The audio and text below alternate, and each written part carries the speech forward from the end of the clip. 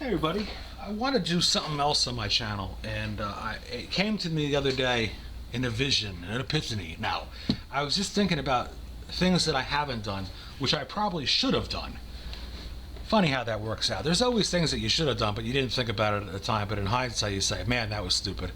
Why wouldn't I put something up about cookbooks? Or try and feature a cookbook that is just awesome in every way? There's different kinds of cookbooks.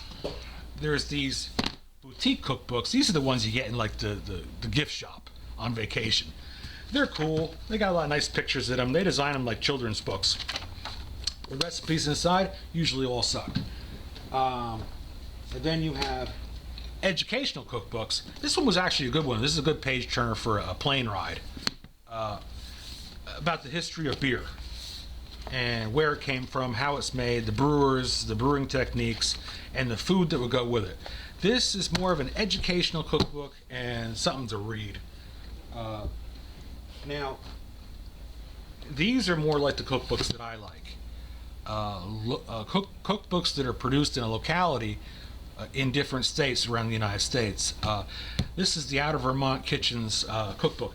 The way it works is families all get together, sometimes for the PTA or the firehouse or the Historic Preservation Society, and they go to the residence and they get their best recipes and put them in these books. You know, the secret stuff you're not supposed to know about. The recipes in these books are fantastic. The only thing is a lot of the handwriting is really terrible, and the measurements are a little wacky too. But for the most part, in this Out of Vermont cookbook, the baking items were very good. Some of the food was questionable. This is one that was passed down to me, so I guess it has sentimental value. The Village Cookbook from Toms River, New Jersey. This is put together by the Township of Dover and Toms River. This the town was established in 1767, and let's see. This is for their 200th birthday, and this was done in 1959. This is an unbelievable cookbook for baking. Everything from teething biscuits to raisin bread to cheese straws to cranberry nut. Anything you'd find at a country fair is in this book, with some pretty good recipes for dinner stuff too. Mostly all baking, puddings, and pies. Bakings, puddings, and pies. Sounds like a song, doesn't it? Date nut tort, date nut bread, muffins, cornbread. And then family favorite dinners are in here. Wild game, lasagna, fish and poultry. Great, just an all-around great book. But the one I'm going to feature today, and this is the reason why I feature a book, is because of how highly I think of it. And what I want to get out of a cookbook, no nonsense. I don't want to see a bunch of pictures. I don't want the whole life story of the author or throw celebrities in there. That's not what I want. I want all recipes made by real people, families who put their best recipes in the book, because I know the measurements will work out correctly. The ingredients aren't going to cost you $1 million. And if the person thought so highly of their recipe, they would put it in a book for all their friends and everybody to see, I know they're going to be the best recipes. This is the best barbecue recipe book by Mildred Fisher. She put together all these barbecue. I'm a barbecue nut. We've got 37 different pages of just barbecue sauce. And I have not had one of these barbecue sauces that I didn't just fall over and go crazy for. And especially some of the table barbecue sauces. Down south, you get barbecue. Barbecue's more like a religion. And you go to these barbecue places where they rub them and mop them and barbecue them low and slow.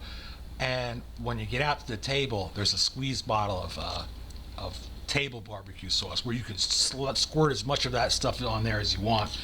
For me personally, I like to get a needle and just take it intravenously. It's that good. You get 47 different pages of of barbecue sauces. And then you got grilling guides, how much, if you're going to do over wood or coal, or if how much the brisket weighs, or pigs. You have a whole section on pigs and burgers and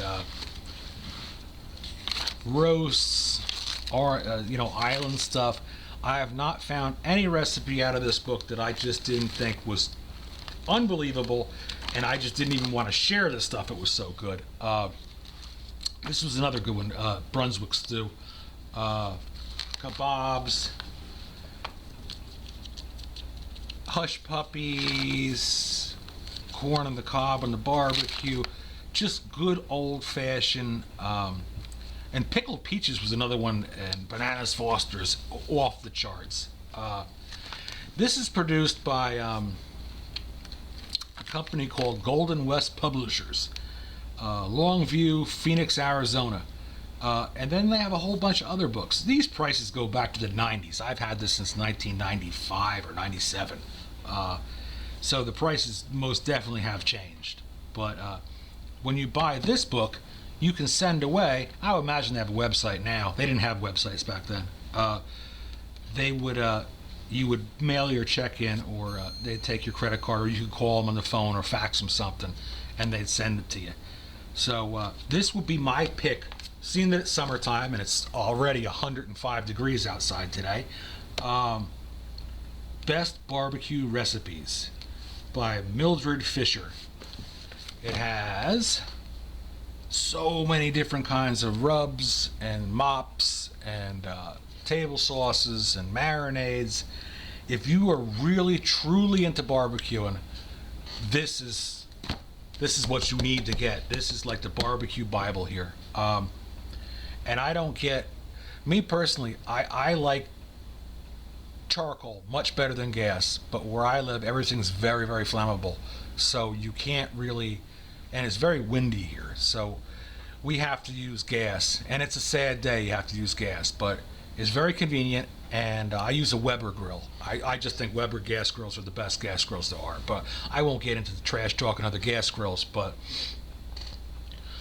all these sauces and marinades make up for the poor grilling without the wood or the charcoal. So if you guys have any interest in this, I'll feature a cookbook once a month, and talk about whether I like it or whether I don't. The way I do a cookbook is I'll make everything from front to back, and that's how I form my opinion on the cookbook. I don't just pick one recipe out. I may not do it day after day, but every time I want to make something at home, I'll flip a page and go to something else.